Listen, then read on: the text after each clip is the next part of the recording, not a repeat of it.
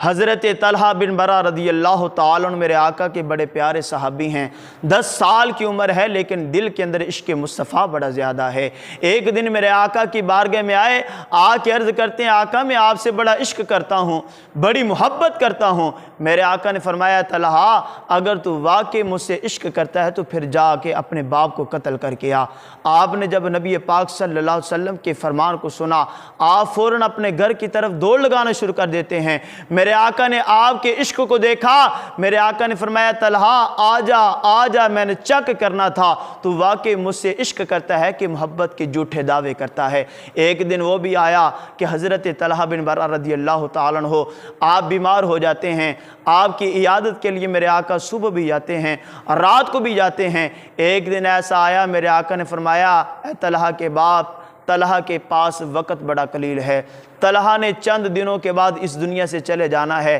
میں وصیت کر کے جا رہا ہوں جب طلحہ اس دنیا سے جائے اس کے مرنے کی خبر پہلے مجھے دینی ہے۔ میں اپنے اس ننھے منھے صحابی کا خود جنازہ پڑھاؤں گا، خود کفن دوں گا، خود غسل دوں گا اور خود اس کو قبر کے اندر اتاروں گا۔ لیکن کیا ہوا کہ جب نبی پاک صلی اللہ تعالیٰ علیہ وآلہ وسلم آپ کے والد گرامی حضرت طلحہ بن برہ کے والد گرامی سے گفتگو کر رہے تھے، اس وقت حضرت طلحہ بن برہ آپ کمرے کے اندر اس گفتگو کو سن رہے تھے۔ جب نبی پاک صلی اللہ تعالیٰ علیہ وآلہ وسلم آپ چلے گئے، آپ اپنے والد گرامی سے پوچھتے ہیں ابا جان نبی پاک صلی اللہ تعالیٰ علیہ وآلہ وسلم نے کیا ارشاد فرمایا ہے، کیا نصیحت کی ہے؟ آپ کے ابا جان کہنے لگے طلحہ نبی پاک صلی اللہ تعالیٰ علیہ وسلم نے فرمایا ہے طلحہ کے پاس وقت بڑا قلیل ہے، طلحہ نے چند دنوں کے بعد اس دنیا سے چلے جانا ہے، سرکار نے فرمایا ہے کہ طلحہ کے مرنے کی خبر سب سے پہلے مجھے دینی ہے،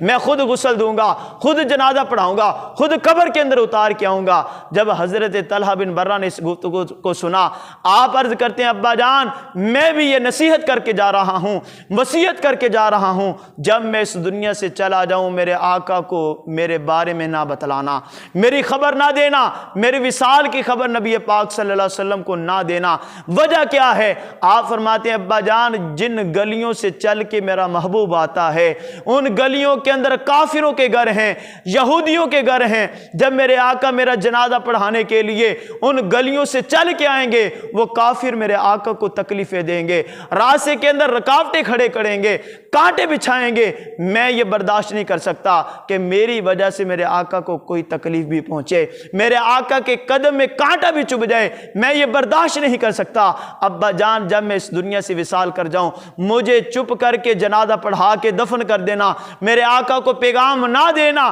کیا ہوا؟ آپ کے والد گرامی نے آپ کی وصیت پر عمل کرتے ہوئے آپ کا جب وصال ہوا آپ نے جنازہ پڑھایا، جنازہ پڑھانے کے بعد آپ کو قبر میں اتار دیا، پھر نبی پاک صلی اللہ تعالیٰ علیہ وآلہ وسلم آپ کو جب خبر پہنچی میرے آقا آئے، آ کے پوچھا ہے طلحہ کے باپ میں نے کہا تھا طلحہ کے مرنے کی خبر سب سے پہلے مجھے دینی ہے، مجھے کیوں نہیں بتلایا، خود ہی جنازہ پڑھا کے دفن کر دیا۔ آپ کے والد گرامی عرض کرتے ہیں آقا جی اس وقت طلحہ نے بھی مجھے وصیت کی تھی کہ جن گلیوں سے چل کے میرا محبوب آتا ہے ان گلیوں میں کافر و یہودیوں کے گھر ہے، ایسا نہ ہو کہ میری وجہ سے میرے آقا کو تکلیف پہنچے، اس وجہ سے ابا جان خود ہی جنازہ پڑھا کے مجھے دفن کر دینا۔ میرے آقا نے اپنے غلام کے عشق کو دیکھا، میرے آقا فرماتے ہیں طلحہ کے باپ مجھے طلحہ کی قبر پر لے چلو۔ جب آپ کی قبر پر گئے میرے آقا نے نبوت والے ہاتھوں کو اٹھایا، وہ ہاتھ کے جب اٹھ جاتے ہیں اللہ تعالیٰ آپ کی ہر دعا کو قبول فرما لیتا ہے۔